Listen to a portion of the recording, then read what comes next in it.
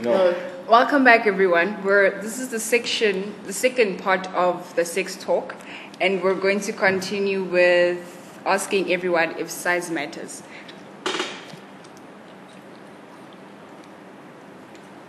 Yes and no. No. Why?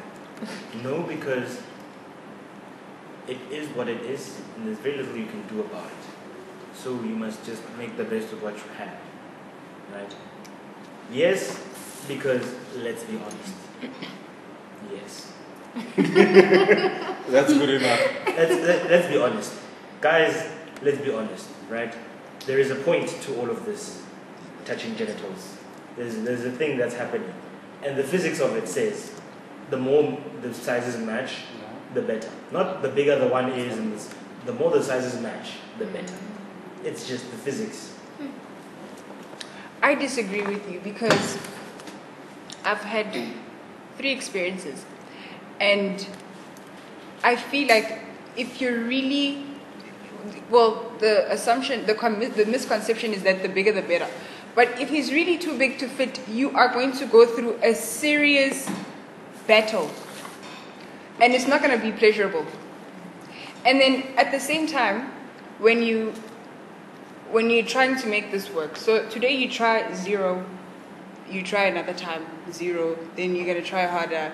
This is like you're going through breaking your virginity like all the time. You get, and as a girl, when you're finished with this, in your mind you're like, does this mean it's bigger, or is it gonna go back to where it was? Because if it's bigger and this is not my husband's gonna drown, and then I'm gonna be in this very unhappy marriage because that part of a marriage is very important. And I think this is where now I'm over-ramping. I want to say the last thing. And so where this, for me, this is where it becomes a thing of sex before marriage is a problem, because that guy has now set the bar. And if your husband doesn't match that, it becomes an automatic problem. I think we're ignoring a key part of the size mattering over here as well, is that it's not only just for utility's sake, it's also psychological. It affects a person quite a bit if they think they are underwhelming. So that will play into the utility of it as well, even if it's like average size. And also, I noticed that you weren't, perhaps not intentionally, but going back on yourself when you say, now when you're married, the bar has been set so high. It's a very ambiguous way to speak that, to say something, as well, because you were saying it just doesn't matter, or that you have to go through a certain period before it's even useful if it is too large. And I'd also like to point out that all of that is really relative. I don't think any of us over here have in our head the normal circumference that a vagina is and the normal size of, well, maybe the normal size of the penis, because, we need comparison's sake. When I say size matters, from a physics point of view, I'm saying what's going in must fit what it's going into. So I'm not saying the bigger the better. That's not what size matters means. If you have a very small vagina and you have a very large penis, it will not be good times. If you have a very large vagina and you have a very small penis, there will not be good times. There must be compatibility. And also, vaginas stretch back. That's what they do. You can fit a head through that, a human head, by the way. So they stretch back. That's what they do. They stretch back, but it's not sometimes back to the, obviously you don't go back to the original size. But if you were, for example, 2 centimeters after you broke your virginity, and I meet a different guy, and now it stretches back, but it goes back to 4 centimeters. You are 2 centimeters wider than you were before. Here's the thing. First of all, with the husband thing, he doesn't know where you were at the beginning before you broke into the season. That's a really important one. 2, think of your hole as an elastic band. Like the more you use it, the more it stretches, and then eventually it doesn't actually go back to the size that it's at. Obviously, your vagina won't go like wide, like whoa. But yeah, you can, like you said, you can never really go back to where you were. So I don't think that's something that one should worry about. You know? Like they said, these are certain things that you have to live with. These are truths that you need to deal with, and it shouldn't matter because it could mess you up. Even with that husband who you eventually married, 50 years from wedding night, it's not going to be the same size anymore. It's just nature. Like things expand, things get flabby, things get soft, things get hard. It's nature. Okay, question to me, does size matter? I'm not gonna lie. I think to some degree it does. But then I guess it's a mental thing, it's a mind thing. You know, I might think of a big penis as like more satisfying than a small one. But then you know how people say it's not about the size of the boat but the motion of the ocean. At the end of the day, if you know how to work with what you've got, I think that's what matters. Because I mean, I know guys or girls who have said that, you know, they've gone through different ranges of, you know, penises, and usually the guys with the big ones don't really know how to work with what they have. So even though you're blessed, you're endowed, you still don't know how to do your job, you know. So I don't think size really matters to me, but then it is a bit of a factor, a bit. You have nothing? No?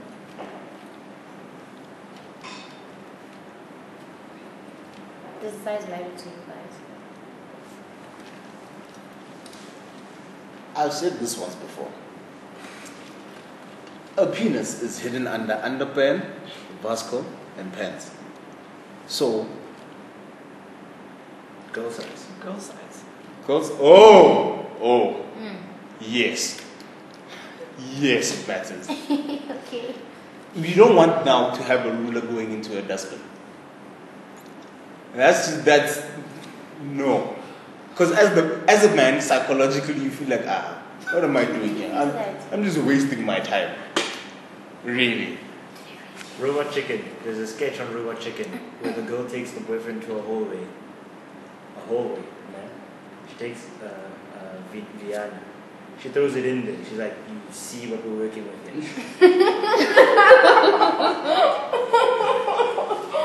You see what we're working with here. So you see, I think that it goes back to physics, compatibility. If penetration occurs and there's no pleasure, because there's nothing, There's no friction. there's no friction, then that sex cannot happen. It's not the size, it's how you use it as well. There must be, girls think they just need to get there, just arrive. Lay there like a Nando's chicken. Yeah, and that's not the case, you know. There needs to be dual work. You need to, you know, there's motion in this ocean as well. It's a two-way ocean. There's a tide. Is this not what I was saying though? Why is it that you feel like you're drowning and you're not the smallest person in the room with, you know what I mean? It's akin. Would we agree with saying that experience expands her quite a bit? Not always, and even with that expansion, I mean, it's a matter of, okay, there's a point. You know, the physics of sex says penis goes in, there's a tightness, and the tightness is what stimulates the penis ejaculates, and if fertilization can occur. That is what sex is for, right? It's about depositing sperm into a vagina. That's the point. So if you can't stimulate the penis enough so that a sperm is ejaculated, right? That means that the vagina is too loose or whatever, right? And if you have a situation where even with your well-endowedness, you meet someone who, when you are busy doing the sex thing, there is not enough tightness, there's not enough friction to stimulate the penis, then it's a problem. That's a mismatch of size, right? And it's not a matter of, okay, I'm drowning now, I'm suffering, you know. It's a thing of, it all goes back to communication. Are both parties having pleasure? Are they both expressing what their concerns are, what they're feeling? And if they are, then they must be honest with each other and themselves. Okay, this is not working. And then there's ways you can work around that. Speaking of this is not working, how would you tell your partner that it's not working? for whatever reason? My partner and I just laugh about it. Like when one says it, we laugh. Like you said us, like I did, yeah, say that. Okay, then we laugh. Hence, it's less serious. It's not formal. Like, okay, can you please sit down? Hey, you hurt me. No, it's more. And the nice part of it is that during whatever we do, we talk about it in the process of while we're doing it. So we enjoy it. So the activity is not in vain. So while the activity is occurring, it's like, whoa, like I like it when you do that, like do that again. And then we love about it, like, yo, okay, no, like bear your foot there, like yo, kind of thing, you know. We laugh about it, hence it's less, we don't take it personally and you don't get very touched much. Clear and open communication, that's all that you can do. During, especially, is very important. Because you do something bad for an hour. An hour later, it's like, that was bad, by the way. And like, you could have stopped me 2 seconds into this, you know. No, I thought my boyfriend and I were the only ones who were like that. And we used to laugh about it and be like, we're probably the weirdest people ever. We're very blunt. It's not even in a romantic. We never even go like, oh babe, I want to kiss you so bad. It's weird when we do that. It's like, dude, today, you know what I mean? It's like, yeah, sure, you know what I mean? And we, in the process, it'll be like, let's just rather sit down. It's not working. The weird thing is during the conversation when you have to switch between this is me and you talking now about what's going on and this is us in the thing, because sometimes it's like dirty talk involved, you know, and then the dirty talk comes through and it's like now you must switch between oh baby whatever and yeah okay now put your leg there because that doesn't work. So when you switch between that, it's pretty awkward. And it's my favorite part because when you know someone so well that you can do that and it's still nice, you can still enjoy yourself. That's awesome. That's what I love. Yes, I think it depends on how comfortable and how well you know each other. Because some people, if you tell them, even if you make the weirdest sound like, dude, that guy will stop. He will be like, okay, sharp, not today. Just like that? Okay. I was watching this movie, is it Two Night Stand? Where a girl goes to a guy's place, they have sex, it's a one night stand situation, right? But then she can't leave his place because weather conditions don't allow her to leave, right? So now she stays in this flat with this guy and eventually it boils down to them doing like a peer evaluation or peer assessment thing, right? Where he says, okay, so, you know, while you were doing this, I would have preferred that you do that. And then she did the same thing. And then they're like, okay, since we're stuck here for a while, let's try it again. You know, I took your notes, you took my notes. Let's take those notes and then go back to the drawing board and try it again. You know, I think that, okay, obviously it's a movie, it's a bad reference. But I'm just saying, maybe perhaps people should also try to like come to that point, even if it's like not a one night stand thing, more like a what do they call it? Friends with benefits situation. You know, I mean, if it's going to be a long term thing, you might want to have that conversation as well. I just want to mention, sort of tangentially related. One thing I absolutely despise is not when you said peer reviewing, I know what you meant, but in my head, peer reviewing is like submit your paper to this place and everyone looks at it and they're like, all right, I think this is okay, we can go through with this. I hate it when you're dating all of a chick's friends. I can't stand it. I cannot stand it. And that is, I don't, it's not even like a red light. That's an exit door for me. That's not even, that's as soon as that sort of starts happening, I'm just, that's it. Yeah. So, I don't know. Okay, so like if you guys are physical in your relationship, she can't discuss certain things with the girls. Is that what you're saying? Not necessarily. If you have certain like concerns or something that you like to say, I mean, as guys, you know, guys talk as well. But I don't want to be dating the entire thing, like the entire clique related to my chick. So, for instance, if we're doing something and we're trying to be intimate and I hear something like, no, I really don't think this is working. See, Carly said yesterday that when she and etc. try this, see, that sort of thing is what that's not what I'm not for that at all. There's no, you can't use the same ruler to measure different units. Yeah, with what you said, I agree, ne? Because, yeah, as girls, we have this tendency of wanting advice from our friends, ne? But I remember I was talking to my mom last week, and we're talking about this whole relationship thing and friends being involved. So, but now the thing is, I told her that when it comes to my relationship, if Brother Man and I have issues, or if we get, let's say we fight or something, my friends never know about it up until the fight is resolved. Because I know that the minute they know the fight is still going on and the wound is still fresh, their opinions are going to matter, as opposed to my partners. So we deal with the matter at hand, and then I'm like, yo, girl, did you know brother and I fought? Then I'm like, yeah, you know, this happened up, and now we're cool because we talk about 1, 2, 3, and 4, and 5.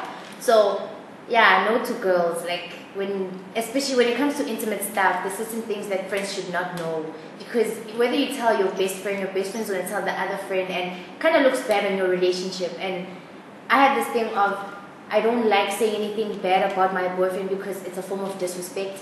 So he represents me whoever he is, and I do the same wherever I am. So the minute I say something that is intimate about us and it's in a bad light, it looks bad on us. So, yeah.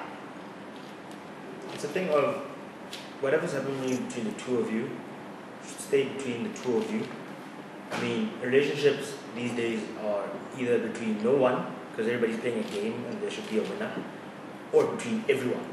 And everybody's all up in these two people's business because of social media. I mean, look at the AKA Bonang disease incident. We shouldn't know anything, you know. I mean, I listen to an artist because I love their music. Like today, some people post pictures of pretty girls on Twitter. Someone posted a picture of a pretty girl, and then some guy comes up to me and is like, oh yeah, that's Mang Mang Mang. She's dating Rick Ross, they're engaged. I don't care, man. He's the guy who goes, huh, on the songs I like, you know? I don't care who he's dating. And my friends, and I love my friends, I support them. And when they come to me and they say, I have this problem, what should I do? It's not my opportunity to now say, okay, I have a say in your relationship now. It's my opportunity to be like, okay, my friend, this is how I can help you. But, I mean, think about this as if you are trying to resolve a relationship between two people. My feelings should not matter in this case, you know, as a friend. And if more people thought like that, it would be better. I have a friend who was dating somebody I know, and then this girl was talking about how this guy, they'd been dating for like a month or two, and he had never kissed her. And there was like 10, 12 of us, and we were just sitting there, and she's talking to all of us. And then I butted in and I was like, whatever happens, whatever everybody says here, you have to deal with it. So whatever everybody says doesn't mean that's what it is. You need to make the decision because this is your person. This is not our person. And for example, if you're in a relationship where you exchange nudes, for example, your guy wants not to be spontaneous and he sends you a picture of his mister, and you go off and you show it to your friend. That is so dangerous because we have friends, yes, and we love them, but there's always that one friend that is either jealous of you or is not afraid to have what you have because you're friends. And so by doing that, you are inviting her into your relationship. Like he's saying, if he was a bad guy with the wrong intentions, he would have been able to date all these girls at the same time because they all knew everything about him, and he could now be Mr. Perfect. And because she would go off and tell her friends that he is Mr. Perfect. And he would be able to be Mr. Perfect for each and every friend in that relationship. Okay. No, I agree with that. The nude thing though, sorry, like in as much as that might be a turn on for him, I would not participate. Personally, I would not participate because we have things like Black Twitter. Things get leaked all the time, and I'm not about to piss him off and then have him angry with me, and then one day think that he's going to get back at me and ruin whatever reputation I've built online and toss my nonsense out. About the news thing, we had a conversation during the week about what's her name? Twerk girl? Queen Twerk. Queen Twerk. I almost said Big Leonce. But anyway, Queen Twerk. About how girls look at her and then they're like, Bona, she's amazing and everything. If you see that, you want to go all the time as a man. Bona, machine gun is cocked and everything. And then I was saying that, yes, that's great. But if you see greatness, always, greatness becomes mundane. It's like Papa and Forrest now, with no gravy even. So, you need to dress up, and then the twerkingness or the cheeky pant and crop top thing must come like once a month or not constantly, because then that's where nudes come in. If you dress like a ZCC girl all the time, every time, that one day you send me a nude, Bona, exhaust bars. But I mean, you could take that one nude to, I don't know, piss you off, depending on the kind of person that you are. Obviously, I mean, it could take that one nude that I'll send you once a year or once every 6 months to ruin whatever reputation I've built online. I don't believe in sending nudes, but if you're going to, because it's a thing, it's a preference. If you're going to, don't expose your face. Rather, if you want to show him a nude, I'm sure your face, he knows your face. So, if you're gonna take a nude, rather let it be chest down, or whatever part you want to send. If it's your arm, don't put your face, don't try and now get in the frame. Let it be that part that you want to send. If you know your guy's thing for legs, don't now try and get into the frame same time. Let him have the part, and just in case he decides to be evil X one day, protect yourself, don't put your face in it. Can't trust these niggas. Okay, faking it. Have you ever, how would you feel if you found out? Why do you like studying Anybody? it? I don't know, I'm just pointing. I just want to say something that my English teacher used to say all the time. Hi, my boy. Lying is a sin. You go to hell. Don't lie. Can I ask? Do you guys fake it? Do guys ever fake it? Of course. Like how? We get paid, bro. We get paid. Really? I need to sit down. Let me tell you something.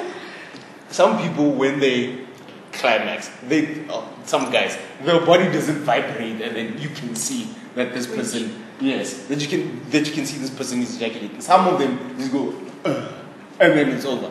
So if you've been doing this is like the 4th round or whatever, that day you felt on point, and then he's tired, Bona. Wait, by faking it you mean you're not feeling the feeling, hence you're just saying something to make them feel good, or it still feels good, you're tired, but you're just faking it. My boyfriend told me that before us, okay, obviously he could tell me this because we've been friends for a long time, but before us, he actually faked it a lot of the times because he would be into this girl until he realizes that he actually doesn't really love her or like her like that. And so the connection isn't there, or the chemistry isn't there. So he is in a relationship with someone that he can have a conversation with and sit with and be okay with. But when it comes to that intimacy, it isn't there because she just isn't connected to him.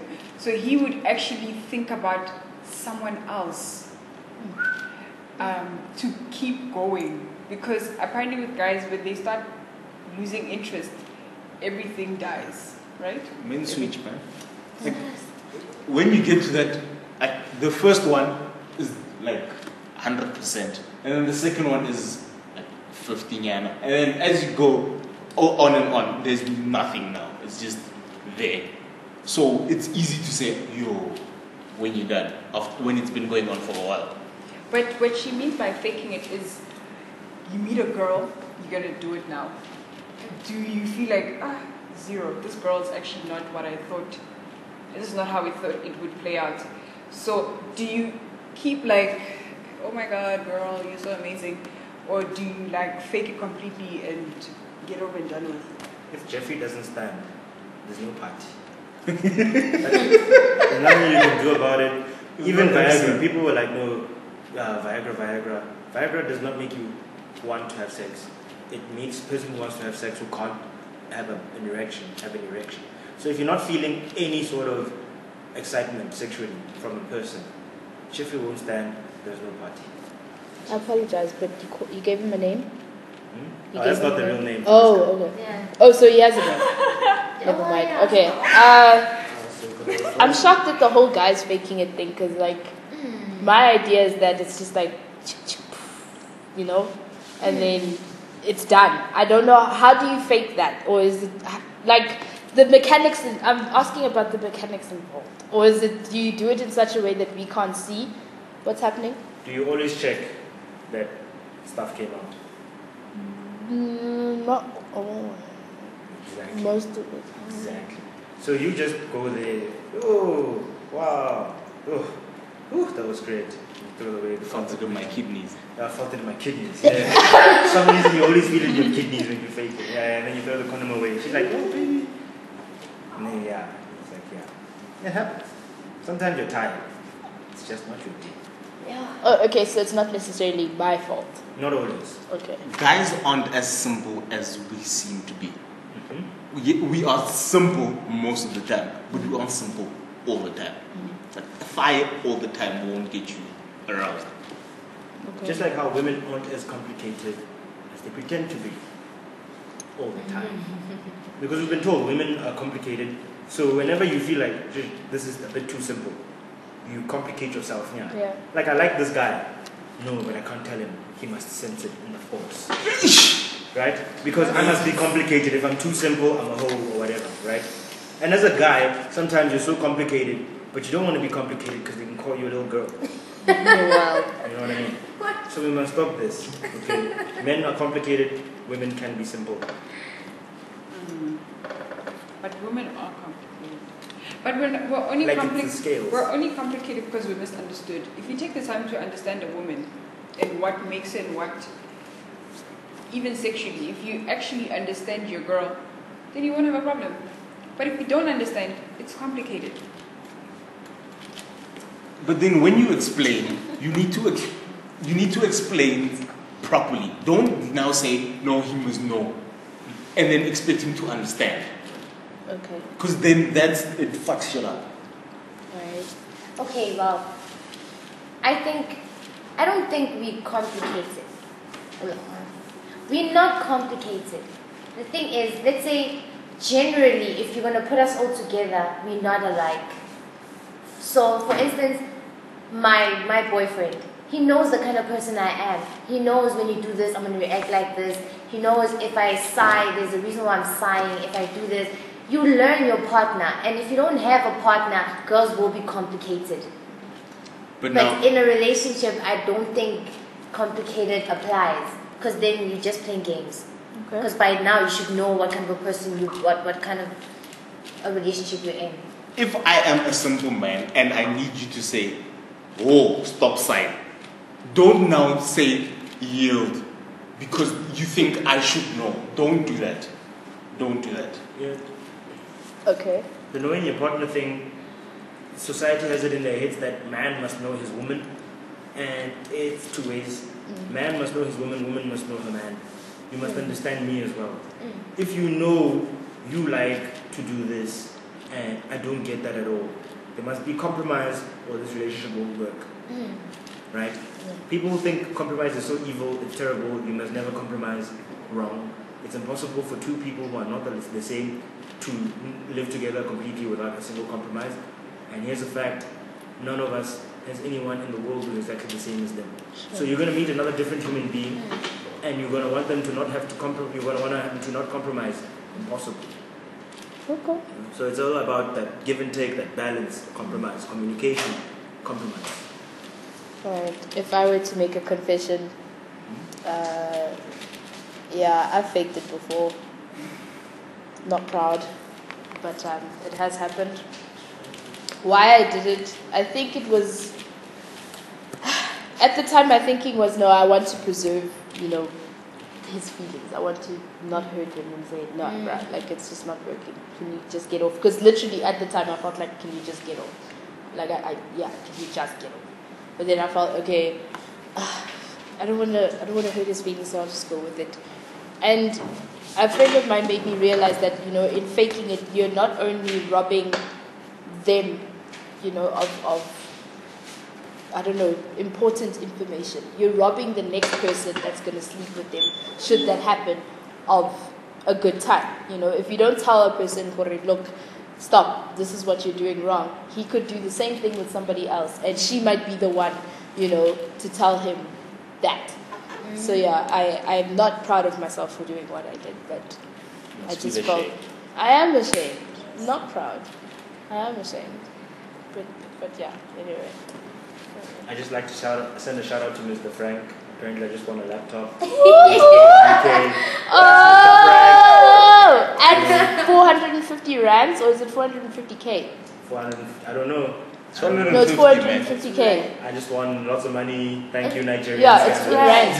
Yeah, it's rand. It's an African rand. Hello. No, I'm asking if it's 450 rands or 450,000. Because Wabona, there are 3 zeros. No, anyway, it's fine. Mr. Frank, I'm going to be calling you later. Cheers. Ooh. Yeah. Thank you. With my reference number. For a competition I didn't on enter. you. It's awesome. Yeah. Yeah. What's the next? Let's just quickly cover. So I'm not sure which one. Okay, let's go with this one. Celibacy. Your thoughts? Can I just say, if you are in a relationship with somebody and you are making sex, and then you decide, no, I want to be celibate, you need to understand that this person is used to making sex. So now, if they feel tempted or they stay too long at a girl walking past, you must understand now that it's captain is straight. I think what I like about the times that we live in now is that most women are somewhat understanding when it comes to those sort of things. When a guy stares at other women, or let me say, I'm talking for myself, I understand. You guys are visual people. If you see a girl with an ass that is significantly bigger than mine, I won't blame you for taking a look. But then I think it goes back to the whole thing of if you oh, my bad, sorry, but I got a small comment. Even smaller, smaller ass is fine. I mean, it doesn't matter. If we see a girl and she's appealing to the eye, we'll look.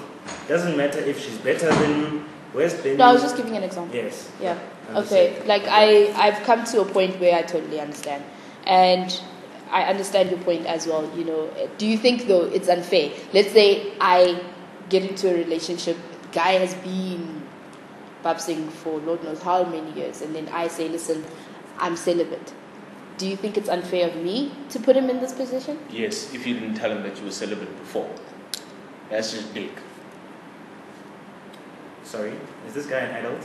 Does he have the ability to say, I'm not staying here? He can. So why does he?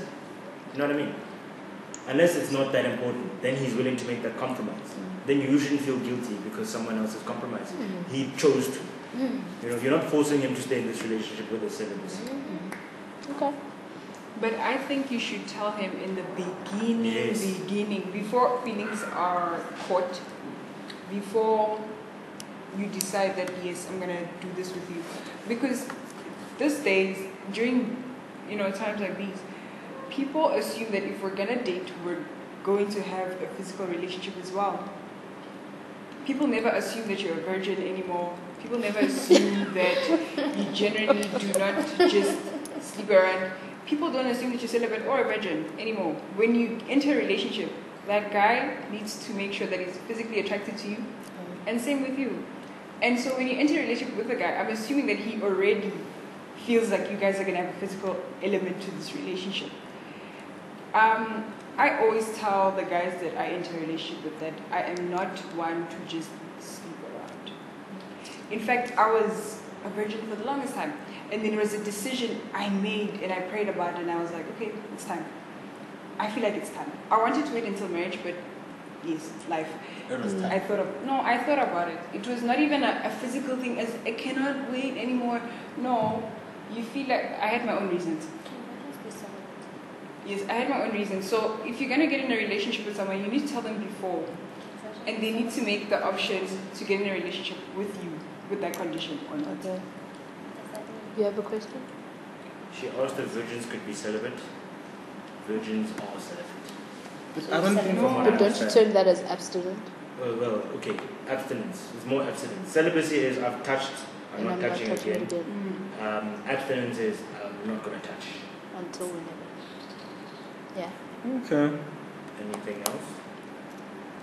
Okay, I have an experience to share. There was this guy back in the day.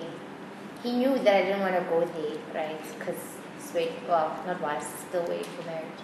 So, brother man kept pressuring me to go there, you know, like telling me, I don't know what you guys always say, it's going to strengthen our relationship, it's going to, you know, we're going to love each other even more. Whoa, hold on. I'm not done. So then, funny enough, I had decided that, you know what, like the pressure was real, so let me just do this and just get it done and over with. So I found every book to convince myself that I should go through with it. Then I didn't go through with it because he couldn't go through with it himself. How? Because he had felt guilty that he went through it with someone else while he was with me. So that actually made me stay a virgin. Because, and plus, and for some reason I get asked, like, don't you get sexual? I get aroused a lot of times, but for some reason I'm not entertained by a penis. It doesn't, I'm not anti-penis. It's very exciting to see one. It's nice playing with one, but I cannot, even now, cannot imagine one inside of me. I could not even describe whatever pleasure, there's nothing. So, yeah. So I think, yeah. And I don't like how guys think that if you're a virgin, you have no knowledge Yeah. about sex or No you experience. never get turned. It's like they make it seem like you're disabled. Like you have to do it in order to understand what, you know, how you're supposed to feel and all of that. I'd like to talk about cognitive biases, right? So, Define it first, please. I'm about to Okay. do this little story I'm about to tell. So, I'm subscribed to a YouTube channel called Smarter Every Day, and on one of those episodes, what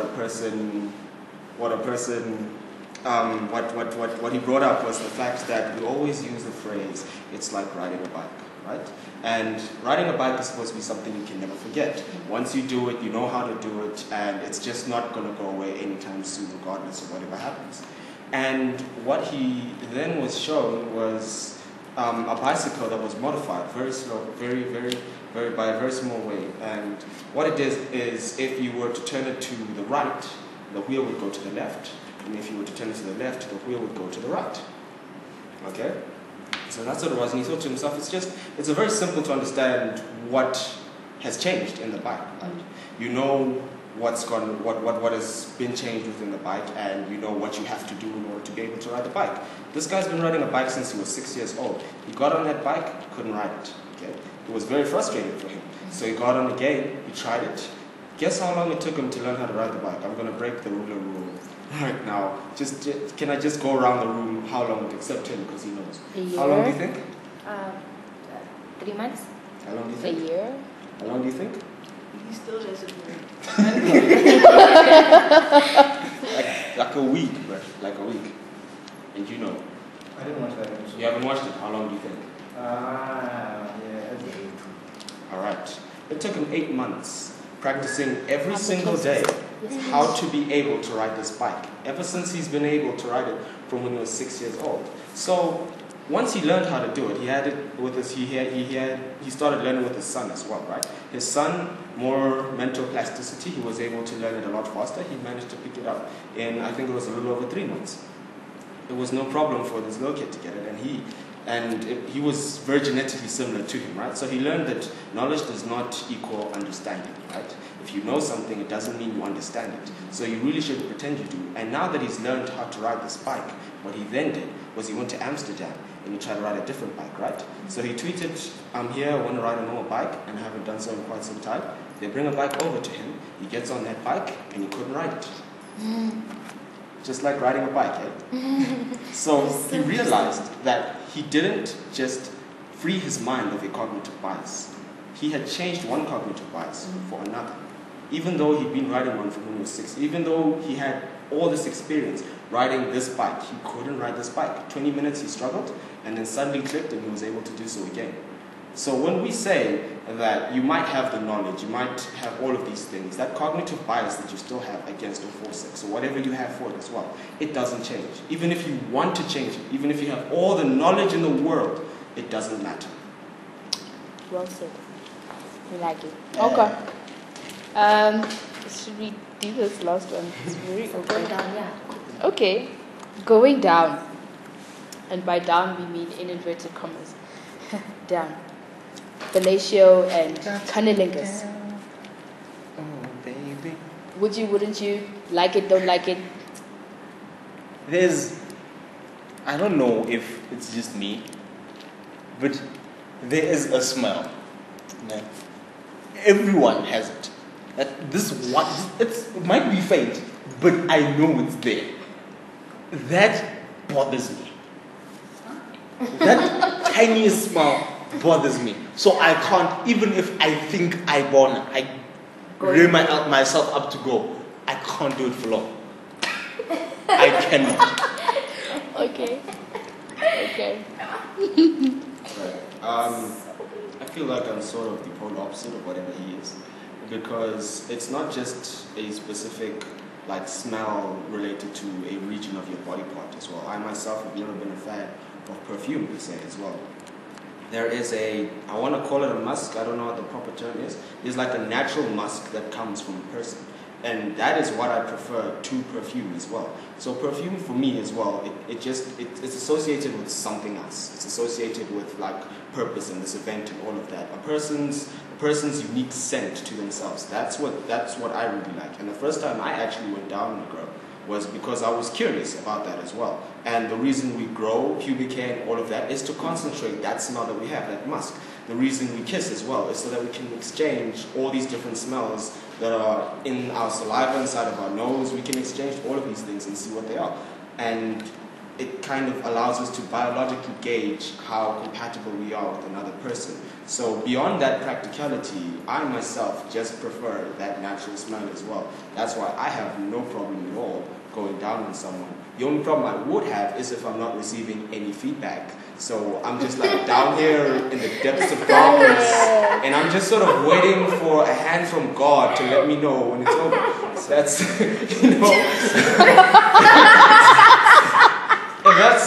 that's, that's really uncomfortable for me. I think that would be really uncomfortable. Want us to tell you when to stop? What? I wouldn't know if I'm not receiving any feedback at all. If I'm receiving feedback, I'll be alright and I'll be fine. I'll just have a good time, you have a good time, and then we'll just continue onwards from there. Crickets. I love giving head. I love it. I will go down on you all day, every day, the whole day if I have to. All day, Like, nigga. All day, nigga. That's just me. I'm like all up in there, bruh. Cookie Monster. Wow. Cookie.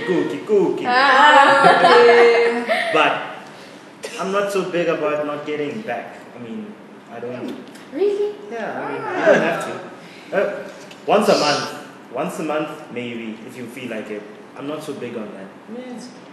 I'd like to just interject smallly as well. I don't like to propose it as in sort of, today I bought you like 3 ice creams as well. I think I need some kind of reward as well. That's not what I mean, it should be something that a girl wants to do as well. Like, you should want to do it. That's why I'm saying, if you don't do it for 2 months, it's fine. On the 3rd month, I'll be like, I've been down there all day. You know what I mean? Just, reciprocal. Another thing I like, 6ix9ine. Awesome. Everybody should try that shit. Do it once in your life. Just your mind is blown. Like, doing this and this is happening. It's like, whoa, man. Anyway. Okay. I like it. Not all the time though. I like it. I like it when it's done in a particular manner. Hence, no one else can do it. Well, obviously no one can do it, like whoever. But I like it done to me. But when it's done to me, a part of me feels like now I have to do it to you. And I feel bad that, now I'm pleasured and you kind of say me not pleasured. So I'm like, let me just, do it to you. But the funny thing is, honestly, I find pleasure in pleasuring my boyfriend. Like, it pleasures me more than him pleasuring me. So even though he goes down, it's all nice and well, but when I do it to him, it's like, I felt like I got it too. Okay, we're gonna go over time here. I don't care. Look, here's the thing. Receiving, I don't like. I find it very uncomfortable receiving. So it doesn't bother me if guys not willing to give. It's okay. It's fine. Giving, however, guys and girls, I'm not gonna lie, probably is gonna make me seem weird, but I thoroughly enjoy giving. Thanks, bye. That's it. Drops mic. I'm dropping my mic and I'm walking away. Yeah, that's yeah. I used to be those girls that the thought of me going down on a guy was just gross. It was gross. I said I would never. I would probably try with my husband because I know he's the only guy I'll do it for. And I didn't expect him to go down on me because I knew that I was not willing to go there. This is the first and I hope the only relationship because I promised myself that this would be the only guy I do this for. If he's not my husband, I hope he is because that is my plan. But the first time it happened, it was during a 6-9 and it was because I felt like, okay, now I'm put in the position to do this. I have no choice. If this guy is gonna now do this, and I'm just gonna be like, hey, waiting. it's gonna ruin everything. So I was not forced, but I was put in the position where I couldn't turn away. It was the first time, and it wasn't as bad as I thought. It really wasn't bad as I thought. No teeth. It wasn't as bad as I thought. And like she said as well, that it's better than receiving. It is much better than receiving. Only because my experience with receiving has not been the most overwhelming. I think some girls exaggerate. I don't know if it's done differently, but I don't always like, I'd rather give than receive. With this whole 69 thing, and I've never done it, but I have this irrational fear that somebody will see my asshole. I can't explain it.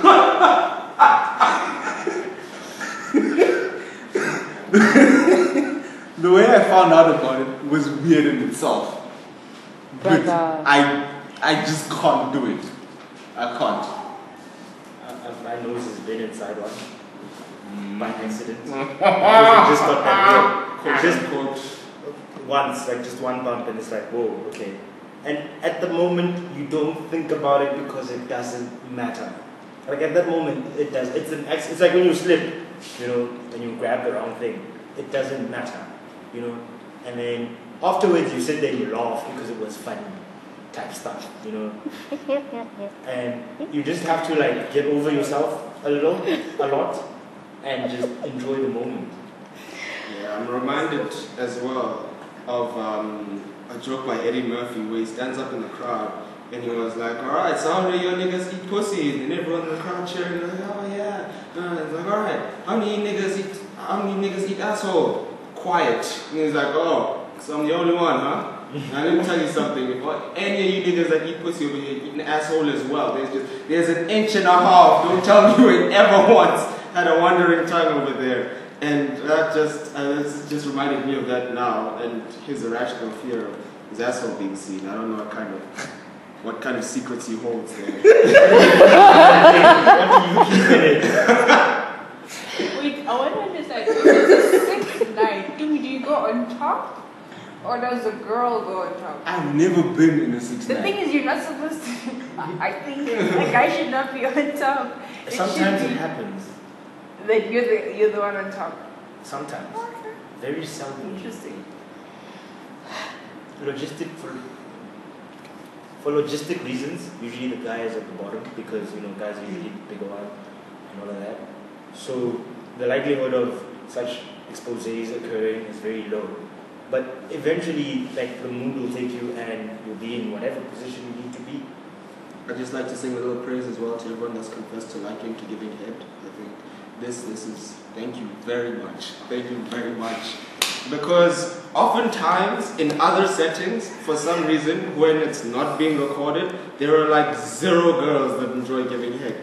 And then you're just sitting there and you're wondering to yourself, how many of these people would tell the truth if we just gave them a mic? So, To be honest, for a girl, it's difficult to admit that you give head because the minute you do so, there's this assumption that you would give head to Anyone, yeah. And you guys, it's easy to be out and be like, this is what I do sexually. Even to come out, myself, I know a lot of people who still think I'm a virgin. And I'm not going to come out and say, yeah, I'm not. Because the minute you say you're not a virgin, number one, the assumption is that you're just holding around. You become a target. So you are doing things behind everyone's back, and then you come to school and you're all civilized and stuff. And then giving head is just, it's like the lowest degree of sex. So you can go around and sleep with every guy, but the fact that you give head to every guy is like you got it, in your mouth the whole time. And you just also emphasize that it's not.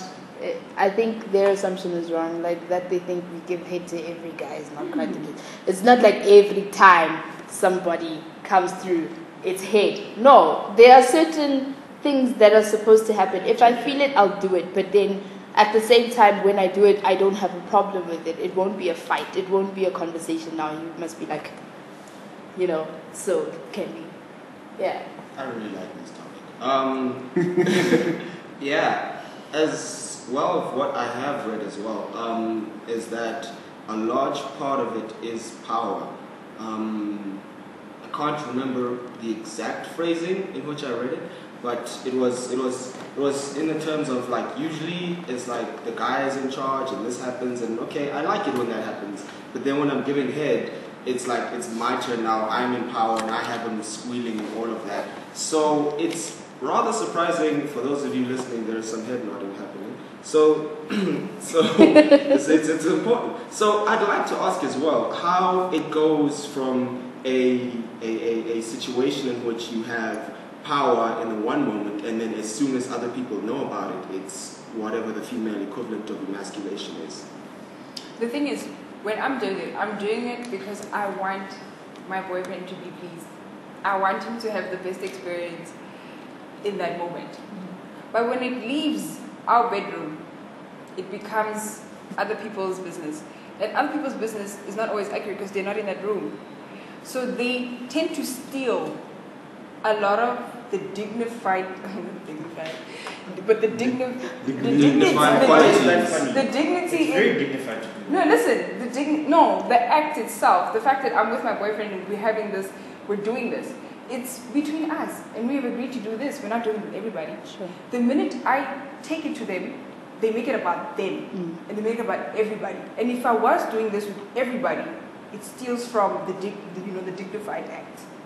Do you understand what I'm saying? Similar to what she said about her doing it because she wants to please her man. On my end, it's more of a I get turned on when he's turned on. So let's say if head turns him on and then there's feedback from his end when I'm giving head, then that's a turn on for me. It's on for me. So that's the reason why I give head. And also I guess because I don't know. If we both enjoy it, I mean, hey, it's chilled. Yeah, I don't know what else to say. Okay, I think we should wrap it up. Yo, we've gone way overboard. Okay, sharp guys. See you guys next week. Or, yeah, catch you next week. Peace.